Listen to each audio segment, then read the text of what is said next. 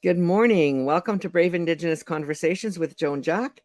And this morning I have my wonderful niece. I don't want to say she's my favorite, but she kind of is. Said it. And I start every podcast with reading Brave Space.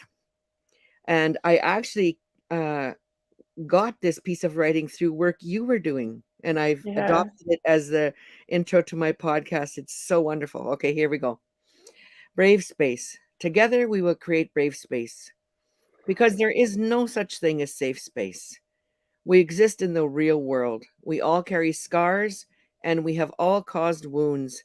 In this space, we seek to turn down the volume of the outside world. We amplify voices that fight to be heard elsewhere. We call each other to more truth and love. We have the right to start somewhere and continue to grow. We have the responsibility to examine what we think we know. We will not be perfect. It will not always be what we wish it to be, but it will be our brave space together, and we will work on it side by side. And that was written by Mickey Scott B. Jones. I did a tiny bit of research about her and found out that she's gone to the spirit world. And so I'm really glad to be able to continue to honor her work. So this morning, Gaetakai is here. I'm so excited you're here. And as I was sharing with you, I invite all my guests to introduce themselves. Oh, we're losing signal. Oh no. Oh no. Just hang on, everybody. It'll come back. Did you lose signal, Henry? No. No? Okay. Oh no. Okay. This has happened before because we all live where we live. And I think it's me. Yeah, it's me. Oh, there she is again. Okay, I think it was me. I think that was me. Our Starlink has been acting funny. Anyways, we don't Okay. edit. We don't edit out anything. This is real. This is real life. Okay, Yeah. you go. Introduce yourself. Okay. So my name is Gaetica Jack, and I am a Tack River Tlingit woman. I am the niece of Joan and Brian Jack.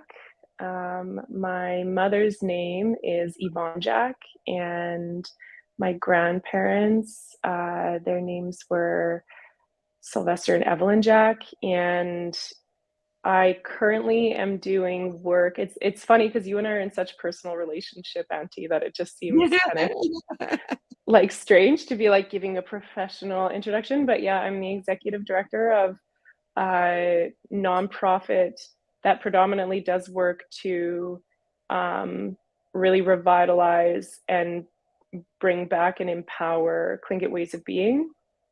We're focused on language revitalization right now because I believe that is at the core and the epicenter of being able to empower our people again, and where the healing lies, and where we are going to find all of those things that we're looking for as Indigenous people.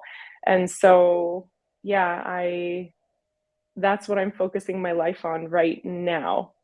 Beautiful. Can you please introduce yourself in your language, even though many people won't understand you? I think it's really important we do that. Yeah, Ganesh Chish. I was like, should I do that or should I not? So I can definitely do that. It'll probably sound less stunted. That's so funny. So Edika Jack Yukhatu Isauk Yanyedi Khatsiti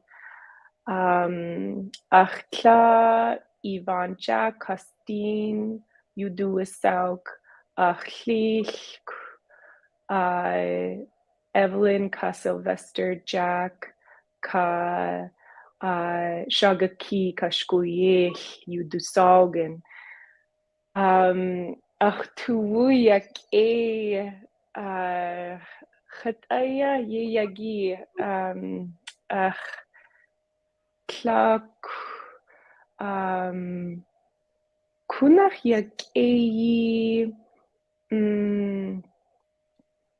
Yawakayin Ka Ikunach Yak oh gee, Ikunach Yak Wishini hunni she the hinni hunni ijivu ka achtua sigu yawa ka wish inwa ajaya ka kua hinni hunni ijivu kish ha yawa ka she the hinni kich Sunday. So I was just saying that I was introducing myself a little bit, and then I was just saying I've been wanting to, or I was trying to say I'm a baby speaker, by the way, everybody. So I'll make a lot of mistakes, and my grammar's not correct. But I was just trying to say that that I've been wanting to speak with you on your podcast for a while, but you just have so many friends and you're so good at talking and you're so good at being connected with people. I was trying to figure out how to say that it's been many weeks and we haven't had the chance to actually get on the podcast together yet. So I'm really excited to be here today. Oh, wow. Me too. I love you so deeply. Did you figure out a word for podcast, or did you have to describe that we were talking to each other? All I said was I wanted to talk here with you like this, I was trying to say, Okay. just in this way. That's beautiful. Okay, so the great thing is that I'm not Joe Rogan yet, so not that many people are listening, so we're okay. And I totally value the people that are listening. And so, for those of you that are listening or listen to the replay, please share this to your social media because, both of us for sure, and every single one of my guests, we're out to make a difference in the world. Like everyone I know, I actually don't even know anyone who's not out to make a difference in the world. So this is really good. I was thinking you might want to. Okay, so how long ago was it? Share with us about when you first got the, oh my God, I'm going to work to save my language. Oh, well, that part started like I don't remember a time where I didn't have that in my spirit and as a part of my Mm, being. mm, But I do have this really clear memory of being at my grandma's camp, the round robin camp down at the mm, point. uh, And I never got to spend time with my grandma alone. Like I was just one of so many grandchildren, and like I'm one of four in my own family. And so I don't even know why we were like there was no one around us. That never happened. mm, Um, but I remember her skinning this beaver and she was processing it and I was standing with her just spending that time and like learning by mm, watching and she somehow she was like just kind of talking to me and I was just like I remember just like nodding and just wanting to drink in all of her words and I was so young like I was definitely like between 5 and maybe like 8 years old and I just remember standing there with her and her talking to me and mm. me just not even wanting to say anything out loud because I just wanted to hear everything she had to say to me. Was she speaking And Tlingit? she wasn't, she was just talking in English, but then she did say something in Tlingit and I couldn't understand her, Mm, or perhaps maybe I had even said something to her and she just had this moment where she was like, and I remember so clearly it was mm. Hinach Tawasigo. She was like, you Ah, say that Hinach Tawasigo. And she did the thing that our grandparents did with us, where she was just like, say it. And I was like, you know, Hina, didn't know how to say it. She was like, it's like this, Hinach Tawasigo. And I was like, okay, I'm going to say it again. And then she say it again. And then I was like, okay, I'm kind of getting it. And then she'd be like, say it again. And I was like, I think I'm saying it the way you're saying it, but I'm like so new. So I just had that moment with her. And then I remember her grabbing my hands oh, and holding my hands and telling me that we needed to save our language, how important our language oh my was. God, you're just making me cry. I cry every time I talk about this memory. And she I could feel in her energy just something so it was like and before that day, I kid you not, I didn't even know that we had a language. I had no idea. Wow, eh? I didn't know that we spoke something other than English, and so when she held my hands, I just so many things were, like, landing in me, in my body, and, like, it was that feeling of, like, having memories come in Yeah. from, um, like, generations ago and in my DNA that was already there like, um, getting activated, and I remember at that moment taking on the weight and the Mm, responsibility of raising my children in the language, I think was mhm. what I wanted to do, but also doing whatever I could. Yeah. And that wasn't there for me every single day of my life. Like I did a lot of things and I played basketball and I traveled the world. I did a lot of colonial things Mm, before I came back home. And I like stepped into what has become my purpose. mm. But so how much I could know rationally how that seed and that moment and that gift that my grandma gave me became my reality today and became the path that I would walk, I'm not sure. But Yeah. spiritually, it's so clear. Like, Yeah. it's just like, of course, Yeah. that was Such a a big part of powerful why. such a powerful moment for all of us as Indigenous people. Like, I can still feel the energy of that in my throat, in my space, that the Yeah. that the reclamation and preservation of our languages is key to our healing. Recently, Watsait, my husband, your uncle, said, "My language is my medicine." You know, Mm. we've both been in your class 3 times, and because it's really challenging to learn. Apparently, I might have this statistic wrong, but it I heard it many years ago when I first met Tlingit people. And it was Jeff Lear, I believe, who said it. He's a Tlingit speaker out of Alaska. And he said that in terms of global languages globally, that Tlingit was one of the top like 15. I think he said it was like number 12 hardest to learn, like of Mhm. all languages. And I was like, holy mackerel. Is that stat? Have you ever heard that stat before? I have. I've heard statistics like that and also things that are like Tlingit has like 4 sounds that aren't in any other languages in the whole world, like things like that, and I'm just like, Yeah. "Eh, don't tell And me that, it's intimidating." I know, I know. I also remember when we're in Anishinaabe, I'm in Anishinaabe, and we first moved up in 91, April 28, 1991. I drove down the Atlan Road. And I remember when we first heard those old people speaking Tlingit, because when we arrived, there were three, maybe three, four fluent speakers left in Atlan. And Mhm. so the first time my mom and I heard them talking, my mom said to me, "They sound like they're choking on fish bones." Yeah, 'Cause yeah, it's so guttural. The language is so yeah. guttural.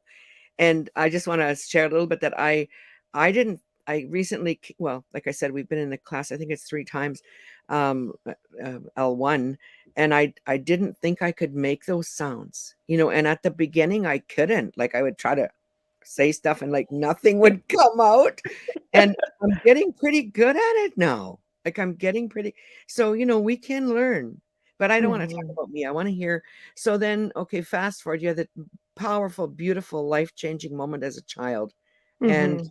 and then in recent years, your mother and sister and, not sure who else is involved, created the nonprofit, organization. I'm not sure where that happened in the continuum of your decision to I called you in the label a Tlingit language warrior because Mm, this is like being at war, and it's that serious. We're fighting for our yeah, lives. And so you're a yeah. Tlingit language warrior in my mind, in my heart. So when I don't know when the corporation was created in the sequence of your deciding to do this. I'll just share this. I remember recent past, like, I don't know, 5 years or whatever, that, you started coming around the community a lot again, and you were on this language thing, and um, I remember your uncle and I just kind of watching you and thinking, "Oh my God, like she's dead serious. Like she's dead serious, about this." Mm. And so, yeah, share what you want to about that. So amazing. Hmm. It's cool to hear how it occurred for others and what you Mm, witnessed, yeah. because for myself internally, it's just like the reality I was existing in, and it was my everyday. Um, but yeah, I mean, the I think that I almost have to share touchstones of Mm, my story. So I remember, the first time I ever really committed to learning language with maybe a determination that's like always been a part of my personality. I was 13 and there were language classes happening in Whitehorse. And I literally like drummed up my whole family. Like I found this picture recently and there's a whole bunch of us in there. Joe Binger, if Joe Binger ever watches this podcast, really young, so young that I barely even recognized him. I was like, "What? Binger was in my first class." He's also a Tlingit Language Warrior, and I was like, "Oh my god, we were in the same class together." And so I drummed up everyone, my mom and my auntie and my uncle Mike Smith, actually, mm. class, and my little sister came as well. And so we all ended up in this class together. And it was the first time I ever experienced a class where there was a built-in plateau. We were just going through the program that was developed by the YNLC, and we would go through a certain amount of lessons. But anytime someone new came in, we would go back to lesson one. And Wow. so just as one example that, I was 13 and like a sponge, just ready to drink in this language. And my little sister and I, of course, she was like 8. We were just speaking to each other a little bit and trying to there was no communicative approach, but we were trying to speak to each other as much as we could. And she was like young and open. And so we were doing a thing. But I realized that that was not going to move me forward. I was plateauing, and I realized it even then. And so I Mm, remember deciding not to go, standing at the top of the stairs and being like, my mom was like, it's language class time. It was like Wednesday nights. I still remember that. And I was standing at the top of the stairs. I'm like, I'm not going. I'm not learning anything there anymore. Having a whole 13-year-old moment. And my mom being like, okay, bye then. We're going to still go. And she like left. And I went to the class anyway. But that was like the first moment. And so when I kind of had finished world traveling, which is what I was focused on right after graduating for a while, I was like, there is no place that I want to be more than in Atlin. I want to move home. mm, And but then I knew that we didn't have any language there, and I knew that some internal clock was like, if you're gonna raise your babies in the language, which is what you decided when you were 5 years old, you need to start doing that now.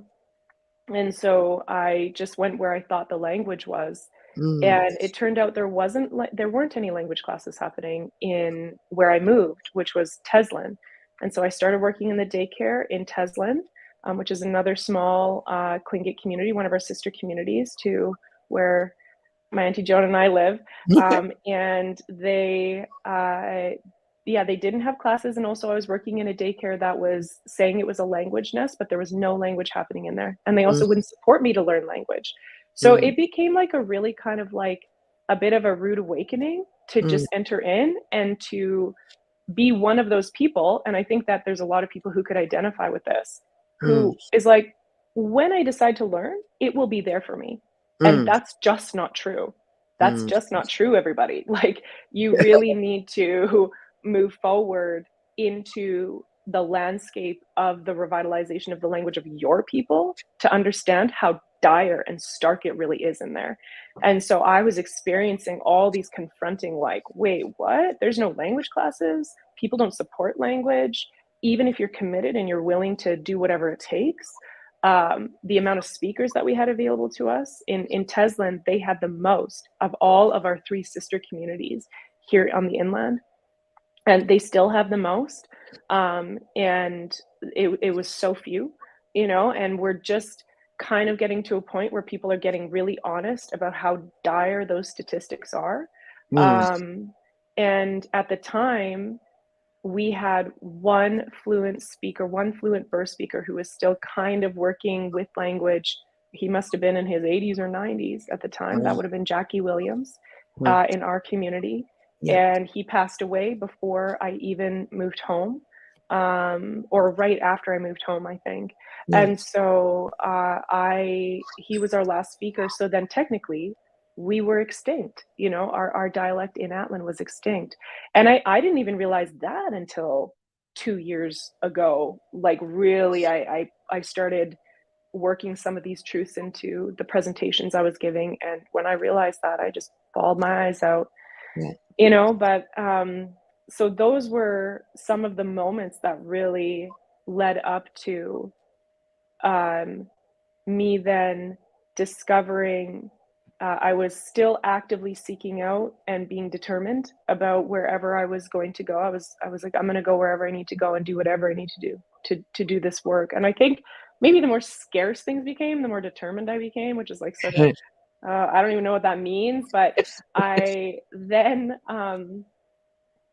through my work in the daycare, I was connected with a Tlingit language session, and I could tell this story in more detail, but the long story short is I ended up getting connected with someone who was an apprentice in a brilliant, like just fully formed, comprehensive language methodology and curriculum, language revitalization methodology and curriculum, which I think is very actually we should really define that language revitalization work and the curriculums and methodologies that you build to do language revitalization work is very different than just language learning tools.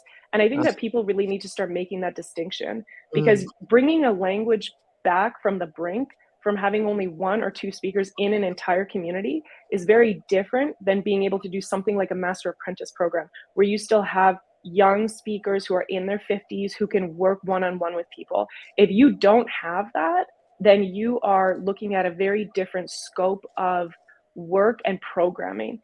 And a lot of times people are not identifying that. They're going in and saying, what's been successful in the past? Okay, Language Nest and Master Apprentice, let's do that, versus really assessing where your community is at. And for us, we were a stage 8 on the GID scale. That means that we're a step away from being in museums. That's awful. So yeah, so I think that all of that, really, and there's a whole bunch more that we don't even have time to discuss here around what happened when I really got in contact for the first time with a successful methodology. And the very first lesson I ever learned in the methodology that we're working in now, that was created by the Salish School of Spokane, who are successfully doing this in Washington. The very first time I ever learned a lesson was in Salish. And up until even just a couple of years ago, I could still remember those words that I learned. It was just, I could feel the difference. It was so different than anything I had ever experienced.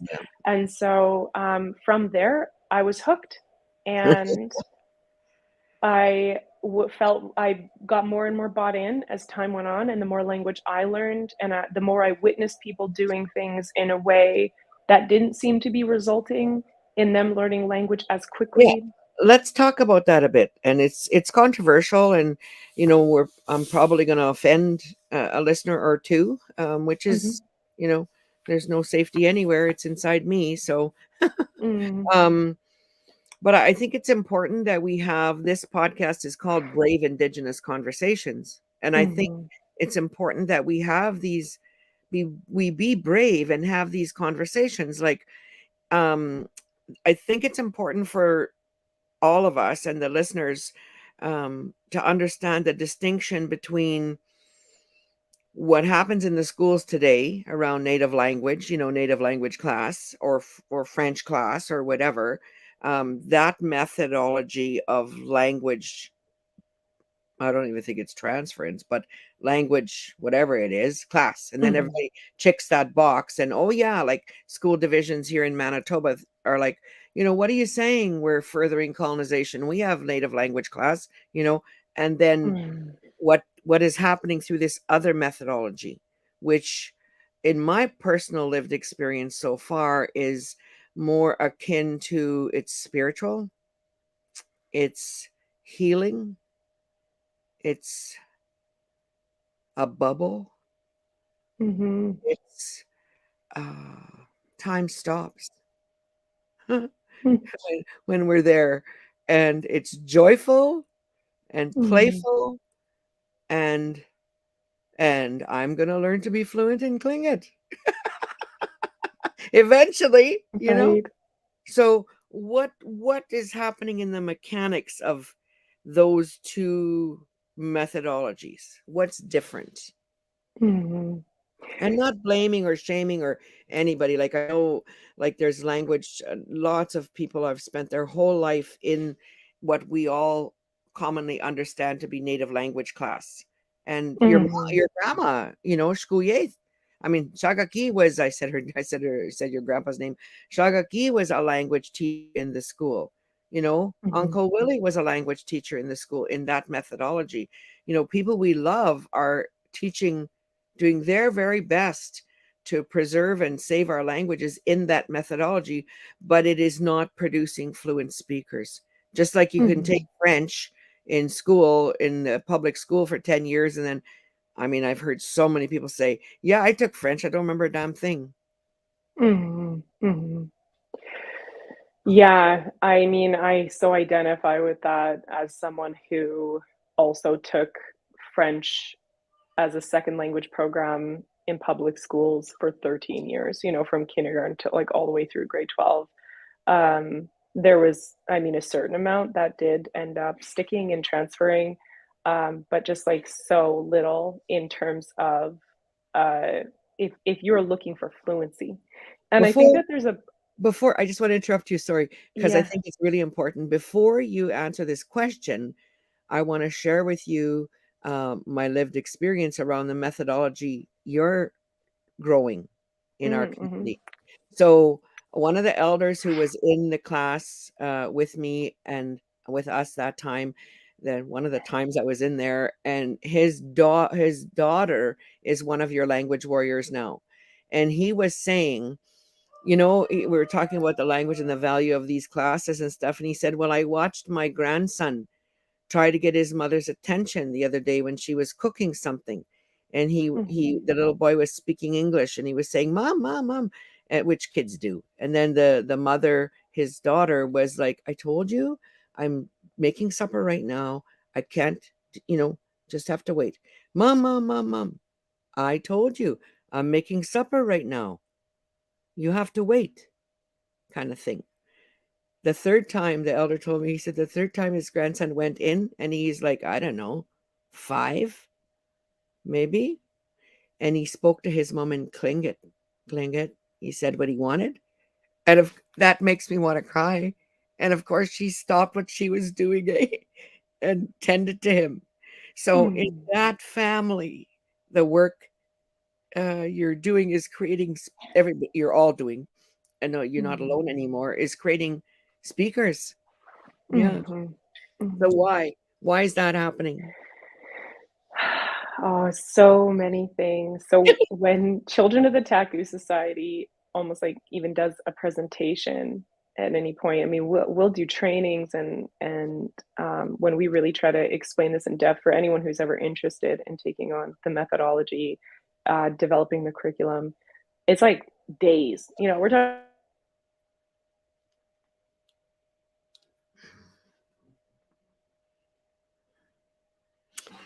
Oh, my signal's gone out again. Oh, come on, please, God, help us. Hmm. Oh, are we Oh, back? we're Can you hear back me now. now? Yeah, much. Okay. um, Yeah, that's the end of the podcast, just as a leave everyone on a cliffhanger and come back next week. And so, yeah, I mean, you asked a couple of really important questions there. So I think what I'll do is I'll just focus on the ones that you asked, so that because that's probably what we have time for. Yeah. And so,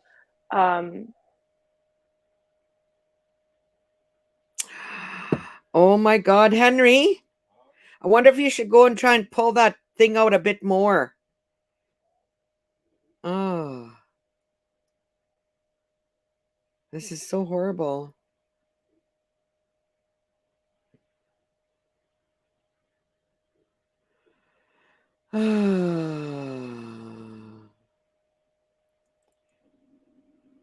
I'm live in my podcast, Lonnie. oh, okay. I'll talk to Hi, I think we're back. you. Okay.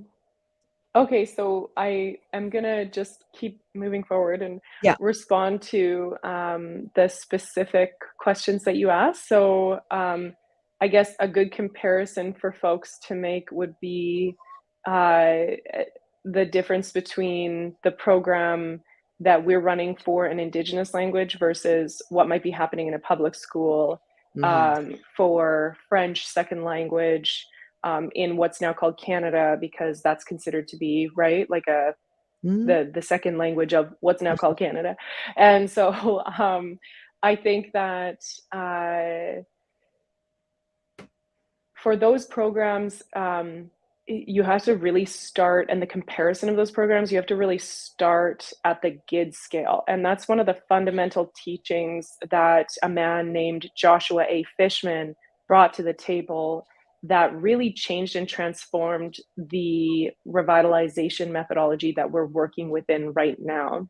So, And just for so listeners who don't know, GID is just GID. And what does that stand for? Is it GID? yeah, it's the GID scale, so it's GID, and it's the Graded Intergenerational Disruption Scale. And really, it's not, so I guess it's GIDS. It's really, that part is not important to remember. The concepts that are in the scale are really important to know. Okay. So it's a good starting point for any language to consider. Yeah. Um, where and he has many publications, but in the one particular one that we are learning from, it's called Reversing Language Shift. Yes. There are, I think, 8 numbers on the GID scale, and every single language in the whole world is represented on that scale. And so a level 1 language would be something, and there are definitions, really simple definitions behind each level. And so a level 1 language would be one that is used in government. It's like on your cereal boxes. Yeah. People are learning those languages in public schools. And so languages like English and French are like a level 1 language. They're available, they're around, there's places where you can go and immerse yourself in those languages. And then you go to level 2, 3, 4, 5, 6, and there's varying levels within that where you're starting to languages start to become less available in those levels. And so at a level 6, you're really looking at kind of like there are language families, and it's kind of like maybe like a I can't remember what the people are, who the people are, but maybe like Mennonite communities where they Mm. speak, or like Amish communities where Mhm. they've created a small language culture community. Mm. They may still be teaching their kids, like homeschooling their kids in their language, but Yes. they're really having to create a small language culture community in order to be able to continue on to pass on their language intergenerationally within the larger scope of a dominant language. Mm. Um, and then you're moving on to stages 7 and 8. And at that point, you're getting into basically the statistics for every Indigenous language across Turtle Island, where we really, the numbers are pretty stark. And a lot of, there may be a few exceptions there, but the majority of the languages are looking at having all of their speakers are usually elderly and culturally isolated. And so when Mm, you say culturally isolated, that means that they don't have anyone to speak about their culture and in their language to, mm. and the language is not being passed on to future generations, and you don't have any parent age speakers. And so, and then once you Just want get to off the interrupt you ship, for a second. I know you're really good at keeping your thought and continuing. Otherwise, I wouldn't interrupt you. But we've had so many conversations. As you were talking about that, I was thinking in my mind about Barons River, where I'm from, and I was thinking about what is key. I think one of the keys is the heads of the family. Typically, it's a husband and wife. And so that speak to each other at home all the time in front of Mhm, their children. mhm, And I went in, it's not a huge community.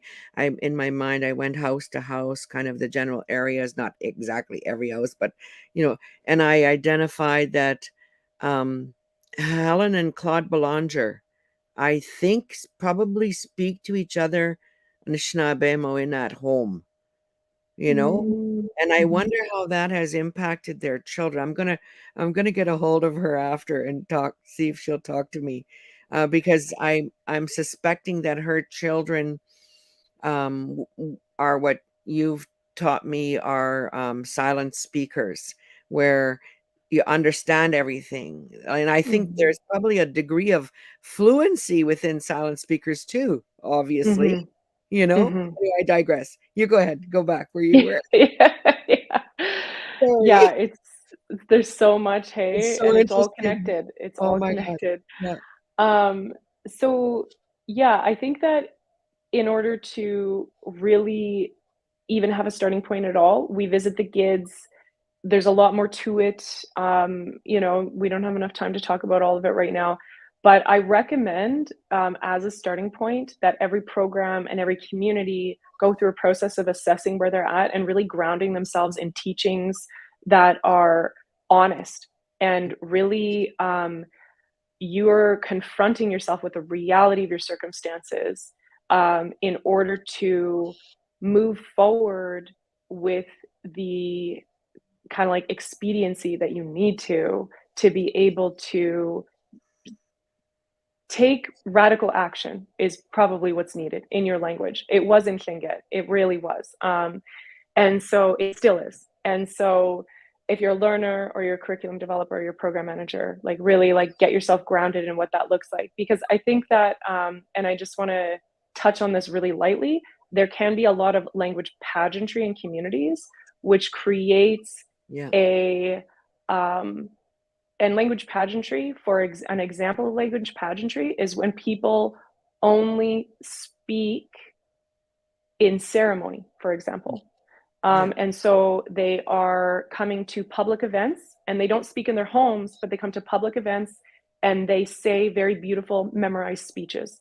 Mm. As nice as that is and as good as it feels, it fits in the category of language pageantry, which is really important to identify and get honest with yourself about, Yes. um, in order to be able to understand the detriment that language pageantry can cause in your community, Yeah. when the average person and someone who may not be engaged in programming and is a little more distance is looking and thinking, oh, great, there are still speakers, our language is safe, there's someone who's holding on to that for me in the future if I ever decide that I want to show up, which was, of course, maybe it's a part of everybody's story to have that confronting moment where you really start to commit your life to language, Mm. and for the future generations usually, and you realize how little there actually is. Yeah. So, it's really important to have that honesty as a starting point. The GIDS helps you get there, and then from there, we're really looking forward to which programs are appropriate and are going to, be successful for the level that your language is at on the GIDS. And you have to be really careful about your decision making around that too. Because actually, if you're a stage 8 on the GID scale and you start using, oh God, I've heard people use level 1 strategies. But even if you're using, say, level 5 strategies or level Yeah. 6 strategies, you will not be successful in your language revitalization efforts. And I think that a lot of people are saying things like, well, it's better than nothing. Yes. Or I've been doing this my whole life. What do you mean that this hasn't been successful and it hasn't made a difference? Things like that. And it's really important for people to be open to the possibility of needing to do something different. And also, another honesty point is to look at how many highly fluent speakers your programming has created over the last, I would say, at least 10 years, but ideally more like 5. You Mm. know, you should be creating highly fluent speakers in your language, especially if you're at a level 7 or 8 on the GID scale, um, in about 5 years, and really like measuring that and not leaving it up to um, chance or measuring maybe things that are feel good, for example. So Or look I good. think, or look good, yeah. So to bring it back to the differences Yeah. between a program like a French second language program in a school where French is a level 1 language, first of all, and it has never been proven that a second language program in a public school is an effective methodology Mm. to bring to develop highly fluent speakers who are Mm. coming out in grade 12 and graduating as highly fluent speakers. That doesn't happen. And so it's interesting. It seems so simple. Hey, when you say it, you're like, Yeah. but you Yeah. could just measure how many people are, Yeah. you could measure how effective it is. And language is this beautiful thing. You really can't measure culture. You just can't. It's like this impossible thing. But you can measure language, actually. You can measure how many words someone can say. It's so highly measurable Yeah. that, and this may be a bit more of an advanced concept for some people, but you can actually use the language, measuring language as the measurement for culture as well in your community. And you can measure how much growth there is by using that as the vehicle. And so it's funny, we just, there's so much that's available to us, and it's so rare for people to implement just these, like, almost, there should be like 5 common rules that everyone has to go through, you Yeah. know, and a lot of people just aren't doing that. And when you know, there's been a few times I remember I was lucky to be engaged with an effective methodology, which Mm. the Paul Cree curriculum and methodology is so effective, especially for languages that are in the revitalization moment of being a stage 8 and trying to move anywhere else, you know. And I was very lucky that I didn't spend a lot of years, a lot of life energy doing something that wasn't effective. Yes. And you know, the controversial kind of statement that a lot of people don't want to hear actually may have contributed to the death of my language, which Mm. is what happens when you're working in ineffective methodologies. Yeah. Um, and so I was so lucky. I think it also, like leaving when I hear, let's just take my own children, or not necessarily my own children, but children who've gone through Tlingit language class in Atlin, or, Anishinaabe Moin in Barrens or whatever, because they're not left in a state of fluency. I think Mhm. the methodology creates uh, a negative attitude towards one's own language. And it's Mm, even more cultural self-hate, like a yeah. devaluing, like a devaluing. Like, this, my language is not valuable enough for the schools to even put anything in place that would leave me fluent. Ooh, that's a yucky thought. Yeah, I mean, I could see that, and I have had, as someone who's a couple generations away from the fluent speakers in my family, I really recognize that. You Yeah. know, the programs, I mean, second language programs in French in schools around us are not effective. Mm. But the Indigenous language programs had significantly less resources, significantly less teachers. You know, I remember the like kind of reality of those classrooms being, it was like you would probably go in there. They were widely considered to be a joke, and they were widely considered to be a place where you could go to get an easy grade, an easy A. They considered to be the place you could go to get that, like that, to get an easy second language mark because you needed that to graduate.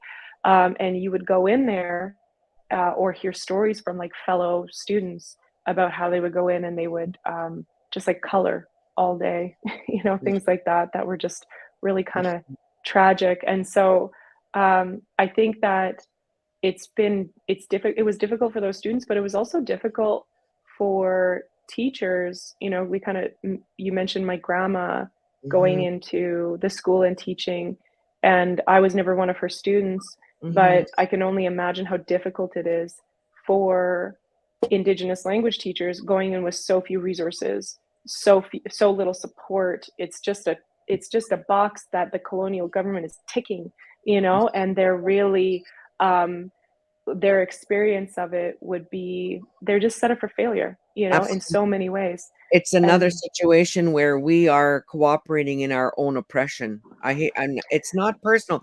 Like I know a right, lot of native language teachers out there that would they're willing to die for the language. They're there because they exactly. believe in the language. But the method also, we have a question.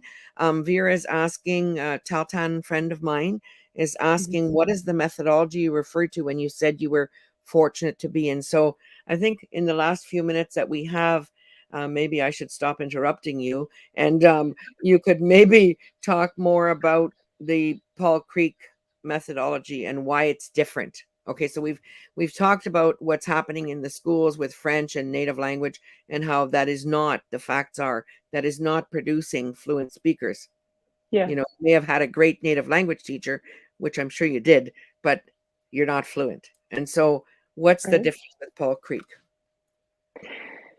Yeah, so the Paul Creek curriculum, and this was something actually we just don't have enough time for all the things, but I just wanted to respond to something else that you were kind of Sure, asking about earlier, sure. Auntie, and say, from a big picture standpoint, it really is attachment based.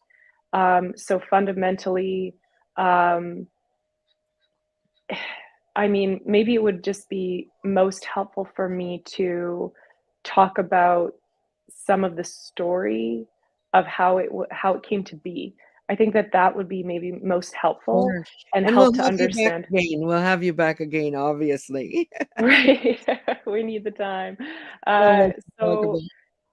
the there has been there were two things in my witnessing, and maybe you'll have Chris on this podcast at some point, and then he can correct some of the Hey! things if he disagrees with me. But I'm gonna tell what I understand, Okay. um, as someone who took this on. And so there were two things that really came together to create the Paul Creek curriculum. And I think that both those things needed to be so essential from that grassroots kind of like organic growth of the methodology. And one of them was that there was a very like a man who I consider to be a genius. I hope he does not mind that I would say that about him. A very, like, he's just like this one of those humans that thinks through every little detail and captures everything and is capable of holding all that and bringing it all together in a big picture. You know, really, really deep critical thinker. And he was also trained in language. He was a high school Spanish teacher. And so his life had been committed to learning how to do this thing and doing it in language, you know, because there are very pillars of understanding that support learning in any language. And he had that. And so he had a base foundational understanding of this. And then his wife Lorraine Wiley. So his name is Christopher Parkin, and his wife, Lorraine Wiley, was able to, she was a community member. And she was the one who I think brought that really like grassroots community understanding. And she moved home specifically to learn her language. Very same story, very similar story to what a lot of us experience. She moved home to learn her language. And she was plateauing in the language classes. Like you could just replay my story. She plateaued in her language classes, and she felt frustrated about it. And so she turned to her husband, who she knew was a Spanish teacher in high school. And those students in high school, if anyone knows kind of learning Spanish in high school, usually you're just learning Spanish for the first time. You're not taking it all the way through school. So in high school is the first time you're even introduced to Spanish at all. And so he was taking his students all the way from zero language ability to being able to have baby conversations in 4 months. And she was like, that's not happening in my language, my Indigenous language classes. How are you guys doing that? Please help me to do something to save my language. And as the story goes, he was just like, oh my God, you don't even understand what you're asking me. Like, this is so much work. And so they started working together, and every single step of their language and curriculum and methodology development was organic, where they started off thinking, oh, we're just going to develop one textbook. That's it. And we'll jump in there, and we'll see what's needed, and we'll develop the textbooks based on the need. And so Lorraine was the one who wanted to be able to speak. And so she would say, I need a lesson on cooking, and I need a lesson on how to have a meal, and I need a lesson on clothing, and I need a lesson on, and he would go through the process of putting those lessons together. And they were recording with elders, probably learning exponentially along the way, all kinds of things. But then once they were finished that, they were like, oh, well, we need a second textbook. And that needs to happen. And Lorraine was working she had started a language nest by then. And so they decided to, I don't know if this was the connection point, actually, I'm just making a guess, but they decided to make the textbook story-based, probably partly because Lorraine was in the daycare. So then as they were developing their lessons, she continued to say, we're in the daycare, we need to be able to know how to say this amount of language to the kids, and we don't know how to say these things to the kids. Can you develop that next? And so I think that, and then their son joined in, and he went to Harvard and got an education degree specifically, surrounding language. And Christopher Parkin's brother, he's a similar sort of thinker, and apparently is like kind of brilliant in the language, like the pedagogy of like grammar and language rules. And so there's so much there that I think developed organically and came together because of the need of a core language group, people who were just committed to becoming fluent. Nice. And so all of that, but then, and I only have a couple more minutes, so I'm just going to speak to this. But then for those of us who are picking it and doing something with it later, we're just doing exactly what they did. We're mimicking them exactly the same. We have to change a few things because, of course, our language is different. But we're just like, hey, how did you do it? Because they've been successful in now creating a K-12 school, all in immersion, that Amazing. I have visited. And it blew my mind. Like, I'm surprised I came back with any hair. Like, I was just like, what? This blew my mind. I sat in on a grade 6 math class that was all in their language. And I was like, what? This level of revitalization is possible? I don't even know, like, even in your mind, you kind of like know, but you can't really know until you're sitting in that class, sweating it out next to a 9-year-old who's doing decimals and speaking in her language entirely and looking at you like you're stupid because you can't, not only can you not speak her language, but you can't remember how to do decimals, I'm like, oh my God, rolling the dice, playing the game with her, and I think that, so there's so much more that I could speak to in terms of this methodology, but what I only have time to speak to is the unprecedented success that they've had as a stage 8 language where they were in a very similar status as the Tlingit, especially our inland communities, where by the time I got into this work, um, we had one speaker left in our community, and that was exactly the same. And they actually have three sister Salish communities, very similar to us, Wow. and they had very few speakers. They had to travel to another community to work with those speakers. That's the same thing we had to do, and Yeah. so everything about it was just such an organic feeling. It moved us away from, and I think that this is the piece that we really need to speak to, is a lot of programs right now are, whatever your foundation, whatever your methodology, if you are spending time in your program speaking about your language in English, Yeah. you're probably struggling to create highly fluent speakers. And Hmm. that's just true. Hmm. And we're seeing that across the board. People may Yes. even become highly proficient in reading and writing, but Hmm. their ability to communicate and actually speak the language Yeah. is like totally incongruent with the rest of their skill sets. And Yeah. so we're seeing that a lot. And this program is the exact opposite. It Yeah. is in immersion from the very beginning. It is communicative based, so our level of comprehension and our ability to produce language is so high. We learn, in a nutshell, you're learning your language, your indigenous language, the same way that a baby would. And Yeah. and this program brings fully grown adults Yeah. through a process of learning their language the way that a baby would. And that starts with recognition, moves on to comprehension, and then you're doing limited production, and then you're moving into full production.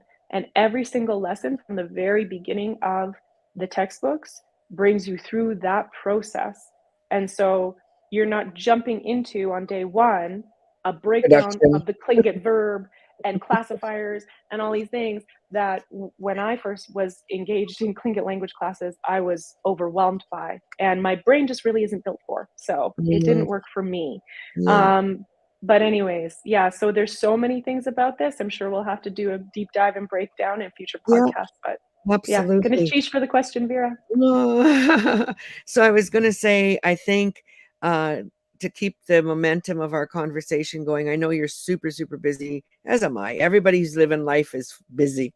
And so I'd like us to try to commit to looking at scheduling to pick this conversation up in a couple of weeks, maybe, while it's still sort of in our space, and we can look at any availability in October for you.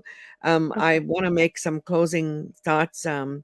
About language, and then you can, and if we go over whatever, I mean, people can hang up, tune out, press leave whenever they want.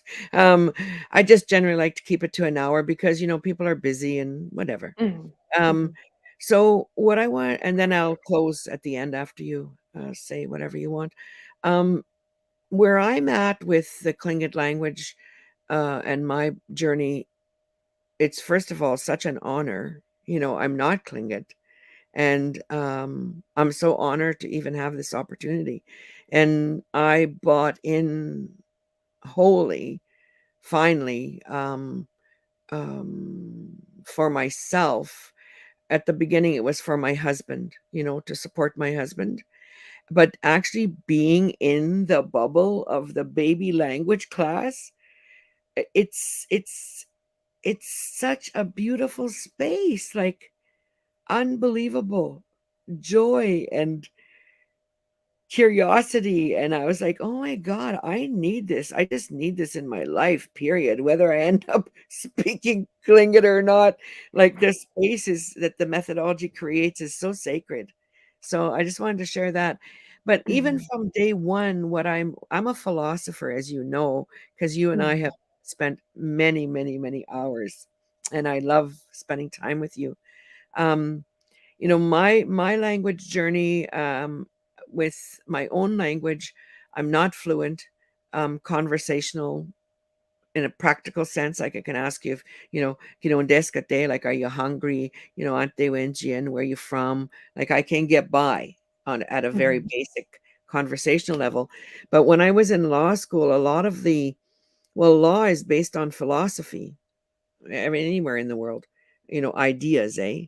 And so as I was being introduced to these legal ideas, I phoned fluent speakers in Barons and said, like, do we say this? Like, how do we? And so I'm really concerned. I'm really concerned that um, that that much of the language work, not necessarily the stuff that you're doing through the Paul Creek curriculum, but because I think we'll get there, is what I'm thinking. We'll get to the philosophy and law because we're babies, eh? And so we're going to get there. But that most of the work is done for the convenience of English.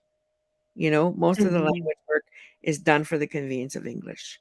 And really, uh, who we are philosophically and who we're supposed to be as Indigenous people, like my state of being as an Indigenous person, is in my language, because my language dictates my ideas and my ideas dictate my action. And so until we get to that stage of the reclamation of the philosophy within our language, I can go on and on about that too. There's a few concepts in Anishinaabe culture that I've been able to find in the language that I think there's a huge vacuum of. I haven't found it yet anyway, where I could go and learn. Like, I'm just like crawling along here on my own, trying to figure out Anishinaabe philosophy and law, you know, and same for Tlingit, like where is that body? Anyway, so I just wanted to share that with you. That's another. Yeah. It totally is. I could share, I think, one small thing that is very helpful, because I'm really hopeful too. I think that a large part, and something that I could speak to that might be helpful for folks, and just seems to be foundational to this language methodology and program, is that you can have faith that these things are going to happen. And so a lot of the times, I think people structure in the present their programming or the rules of their classroom, or even the way that they may interact with students and other language learners and speakers, based in their own present fears of scarcity. There's a scarcity mentality we're always operating from. And so you can have faith that there will be enough, and that things will shift and change the way that they need to. And so a huge part of and core of the methodology that we work within is that we don't correct. And we always kind of like explain it through that kind of like baby relationships with baby speakers. Of course, you would never correct a baby who was like saying their first words and say, no, it's not mama, it's mother. Say it with me, mother. We always like give this like haha hilarious example. But I think that the foundation of that is, you can have faith that these adult speakers are going to self-correct, and that they're going to course correct themselves, and that they're going to find that way forward. And you don't have to make sure that happens right now, because you're scared that if they say it wrong, that then they're going to pass it on wrong to their grandchildren, and then everyone's going to say that word wrong for the rest of all time. You don't need to do that. You can just have faith, and so it's kind of hard to sometimes, I think, for people to conceptualize. They're like, but we've always corrected, yeah, I think that there's a certain amount of correction that you can do, but it's in right now in the language landscape, it's a little out of control. It's really immense, the correction, and it really dampens people's spirit. And the cultural shaming. Yeah. So I think that public ridicule. Yeah. Exactly. So I think that this same concept can be applied here, where it's like we can have faith that the revitalization of our language, even if we're baby speakers and we aren't immersed in a Tlingit worldview yet, that will come with the revitalization of our language. And one, in our very first textbook, you already learned this Tlingit philosophical kind of like connection point where when you play touch and you are playing a game where you're competing to see which picture, and trying to win against one teammate, you at the end we say to you "Yiadlak," like you won. Hey, you won. Yiadlak is what we're saying. In theory, it means you won. In English, it means you won, but in Tlingit, the concept is you're coming to shore. Ah, So like you've it's arrived, really eh? beautiful. Yeah. Yeah. Okay, so is there any last thing you want to say? Because you were basically, accommodating me again, which is so wonderful, and saying goodbye Um, today. no, just Ganesh Chish, and this is like so nice. I'm so proud of you, Auntie. This Aw. is such a beautiful platform to be able to just chat and talk about things. And yeah, it's, I think, probably um, one more piece to a really big tapestry of how we move forward. Indigenous languages are in their revitalization movement, but we're also growing in all these other areas where Indigenous voices are taking up space and being empowered um, to speak truth. And this is one of those platforms now. And so I just feel really proud of you. Ganesh Cheesh for having Oh, me today. gosh, Exihan. Ich sicher I too. love you. Kisagian is how you say it in Soto. I was saying the other day, it's so interesting. I'm just such a rambler. Kisagian, which is I love you, is so close to Kisagian, which is I'm scared of you. Anyway, Oh, I don't know interesting. about that. So for those of you who are new listeners and are listening on Spotify, you can't see about what I'm about to do. But for those of you listening, watching on YouTube, obviously you can see. And so I'm a goof. I'm a brilliant goof is what I am. And I love being silly. And so I have a serious beading addiction. And so I decided at the beginning of the podcast that I was going to feature justifying my addiction to beaded earrings by featuring the artists, you see. Mhm. This is how addiction works. So these earrings here, and I'm so sad I don't remember her Tlingit name right now. I don't know if you do, but Miskatuytlitzin? is that Jean's name? Yeah, Say it I again. could I could tell it's her Yeah. style. Yeah. Iskatuytlitzin. Yiska Tutlatzin made these. Jean Carlick, you can find her on Facebook. I asked her to make me them. I said, I want you to make me some Anishinaabe looking floral earrings. So she made those for me, and you can find her and support her. She supplements her income through her art, Mhm. and she's very talented. And she's my adopted Tlingit sister. So I'm gonna end the podcast now, and then you and I will say goodbye offline. Okay, sounds All good. right, everybody. Thanks for listening and sharing.